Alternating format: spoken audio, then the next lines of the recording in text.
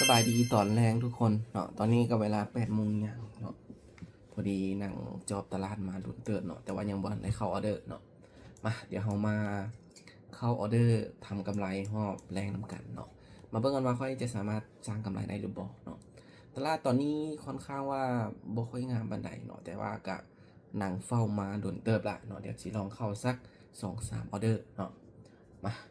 ไม่แรกจะไปอยู่ไปจาก50 เหรียญพอเนาะพอตลาดบ่ค่อยงามเขาบ่ออกมาใหญ่เนาะ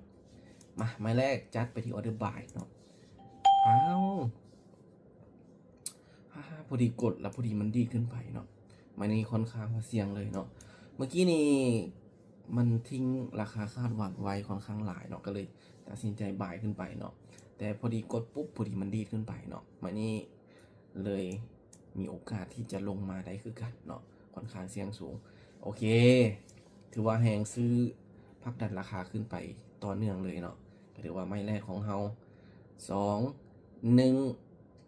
สวยงามเนาะถือว่าเฮาวินไปไม้แรกเนาะ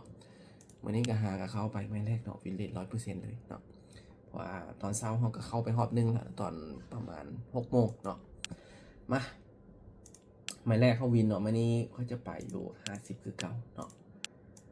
ตอนนี้มันกำลังลุดโซนเนาะโซนไซเวย์เก่าอยู่เนาะมาโอ้แหงซื้อเข้ามาหลายเลยมานี่ตามไปเลยเนาะตามแหงซื้อขึ้นไปอีกวันหนึ่งเนาะตอนนี้มันลุดโซนไซเวย์ถือว่ามันลิ้นอยู่นี่โดนเติบแล้วเนาะมีโอกาสที่จะขึ้นยาวๆเลยมาเบิ่งน้ำกันออเดอร์นี้ออเดอร์ที่2ขึ้นไปลูกขึ้นไปโซนต่อไปด้านเทิงพุ่นขึ้นงามๆขึ้นงามๆถ้าออเดอร์นี้ขึ้นได้ก็ค่อยก็จะหยุดแล้วเนาะเอา2 ออเดอร์พอหอบแรงเนาะเดี๋ยวไปเก็บไม้ในหอบตอนดึกเนาะขึ้นไปลูกขึ้นไปขึ้นไปก่อนโอ้ลงมาซ้ำโอเคแต่ว่าเราพลาดไปไม้ที่2เนาะถ้าพลาดเดี๋ยวจะคูณเงินอีกไม้หนึ่งเนาะถ้าว่าวินเขาก็จริงจะหยุดเนาะตอนนี้ออกไป2 ออเดอร์เนาะเอาขาดทุนอยู่ 2.5 เนาะไม้นี้จะคูณไปอีก100เลยเนาะ100เลยถ้าว่ามันเลี้ยนไซเวย์นี่มันขึ้นประมาณนี้เนาะมันก็จะกลับลงมาหาฐานด้านลุ่มพีเนาะมาเบิ่งน้ำกันว่ามันจะลงบ่ไม้นี้ขายเลยเนาะไม้นี้ไม่มั่นใจเนาะไม้นี้ค่อนข้างว่ามั่นใจเลยเนาะพอมันมีแห้งขายเข้ามา2 แท่งและกันเป็นแห้งกลืนกินแท่งก้อนนั้นเนาะค่อนข้างว่ามีแห้งขายเทลงมาหลายเนาะมาเบิ่งน้ำกันว่าแห้งขายเขาจะแข็งแห้งพอที่จะพักดันราคาลงไปต่อได้บ่ตอนนี้ขึ้นมาละลงได้บ่ลูกลงได้บ่บ่ได้ที่สำเนาหันอยู่ลูกลงมาโอ้บ่เน่งซ้ำแต่ยังบ่วินคือเก่าเนาะนี่แหละเนาะทุกคนบ่มีเทคนิคใด100%เนาะถึงจะมั่นใจกับบ่ได้การันตีว่าเราจะวินถูกไหมเนาะมาเราพลาดไป2ละมาขัดไม่ได้พลาดก็จะหยุดเนาะบ่จะได้จะเสียเราจะหยุดไหมนี่เนาะเขาจะบ่บืนไปตอนเราพลาด3 ใบเราจะหยุดทันทีมันนี้จะไปอยู่232เนาะถ้าว่ามันบ่ลงเนาะมันลงมา2 แท่งแล้วมีแหงซื้อเข้ามาแบบนี้นี่มันมีโอกาสที่จะพักดันราคาขึ้นไปต่อเนาะไม้นี้จัดออเดอร์บายขึ้นไปเนาะมาลุ้นน้ำกัน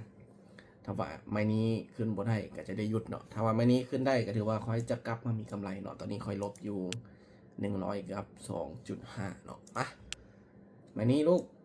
ขึ้นงามๆให้แน่ลูกขึ้นงามๆให้แน่หลังขึ้นไปเป็นแท่งน้อยแท้ทะลุได้บ่ทะลุไส้ได้บ่ขัดทะลุไส้ก็ถือว่าปลอดภัยโอเคสวยงาม3 2 1โอเค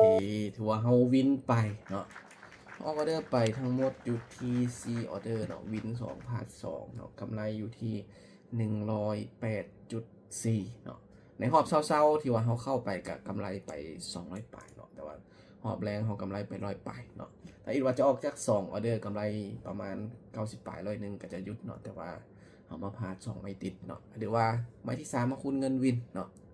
เดี๋ยวว่าเราจะหยุดก่อนเนาะเอาไว้เก็บไม้ในหอบตอนดึกเอาเนาะโอเคบ๊ายบายทุกคน